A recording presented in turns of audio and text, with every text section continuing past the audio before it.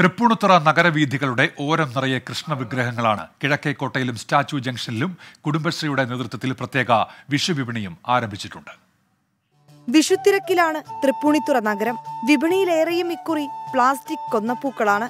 വരും വർഷങ്ങളിലും ഉപയോഗിക്കാമെന്നതാണ് നേട്ടം. ചക്കയും വെള്ളരിയും പൂക്കളും ഒക്കെയായി വഴിയോരം നിറഞ്ഞു. ഞാൻ സ്വന്തമായിട്ട് നട്ട് വളർത്തി ഉൽപ്പാദിച്ചു കൊണ്ടുവന്ന സാധനമാണ്. ഇന്നലെ വന്നിരുന്നു, ഇന്നും വന്ന് 2 ദിവസമായി വരുന്നു. ഞാൻ 20 രൂപയ്ക്കും 30 രൂപയ്ക്കും 50 രൂപയ്ക്കും 40 രൂപയ്ക്കും 50 രൂപയ്ക്ക് 4-5 ഐറ്റമായിട്ട് തിരിച്ചാൽ കൊടുക്കണം, അവരുടെ ഇഷ്ടത്തിനനുസരിച്ച്.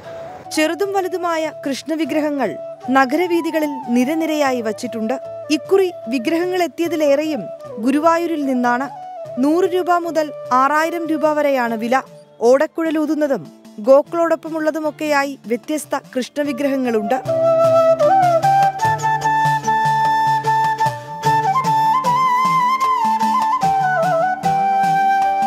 നമ്മളിപ്പോൾ 10-11 വർഷമായിട്ട് നമ്മളിത് കണ്ടിന്യൂസ് ചെയ്യുന്നതാണ്.